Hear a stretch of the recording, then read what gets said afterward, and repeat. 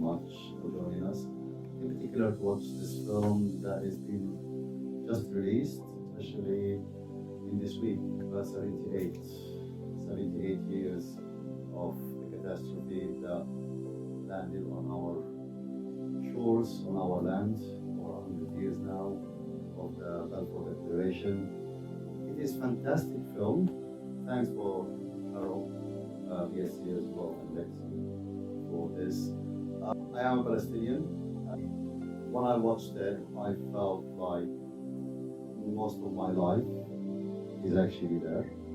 It speaks about the generational trauma that the Palestinian has encountered in the last over 78 years. You're going to see the generation of Palestinians. So you're going to see Muhammad Bakri, he's the main character. On the far right, that's his son, also acting in the film. You're going to see the grandson as well. We're going to have some tissues with you, because there's going to be some tears. Because it's literally the start of it, the first Intifada, which is 1987, and then it takes you back from the beginning of the Nakba, and shows you what happened, but shows you the family point of view that not many people talk about and understand. The trauma that a father goes through, trying to send his kids away while he's staying at home. Something that's close to my heart, because when I came to the UK, I wasn't allowed to follow my kids. I actually had to send them to the UK and then follow them 3 days after, while they're being tortured by the Israeli soldier in the airport at the age of 16 months, because they didn't have a Palestinian passport. It speaks loudly about the kind of humans that Palestinians are. And this is something that we encounter all the time, especially after the dehumanization of us in the media by the Zionists, by the Israelis, by all sorts of kind of media. And in the last 2 weeks, you heard it so many times that we are hateful people, hateful marches and all that stuff. I've enjoyed it thoroughly because it actually shows us who we are as Palestinians. Despite all the trauma, how we survive this kind of trauma, what drives us as Palestinians, and what brought us throughout the last 78 years. Listening to our grandparents, not actually talking. And this is what you're going to see, especially with the older generation, with the next generation, with the generation of the Intifada, and their parents, like my generation, for example.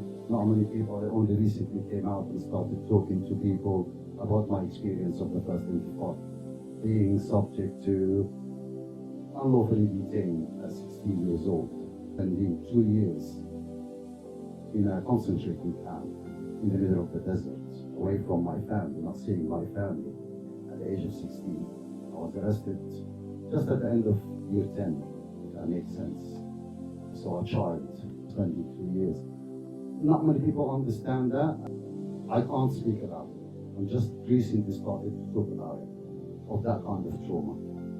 Even my own kids, like, they knew that I was subject to certain kind of things, but I didn't explain to them everything.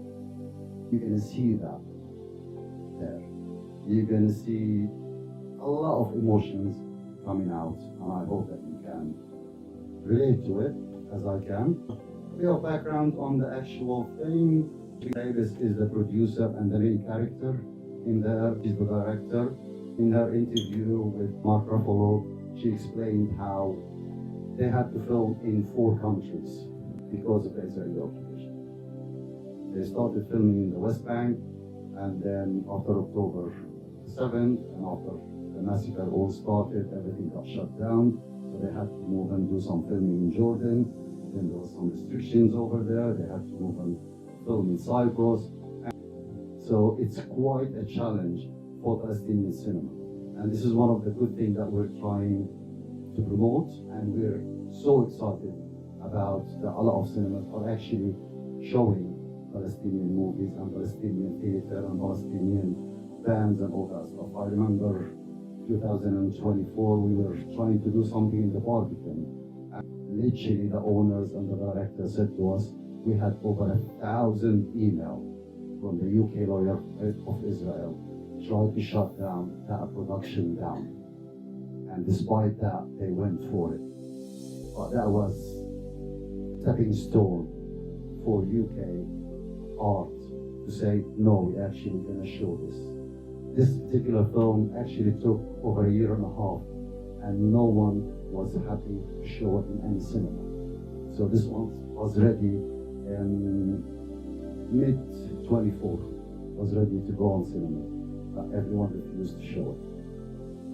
So this is a good thing for us, and this is one of the wins that we are winning as a movement on the streets.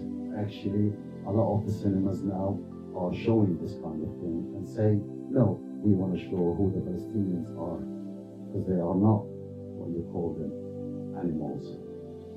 They are human and they need to be seen. So I hope you enjoyed the film. Thank you.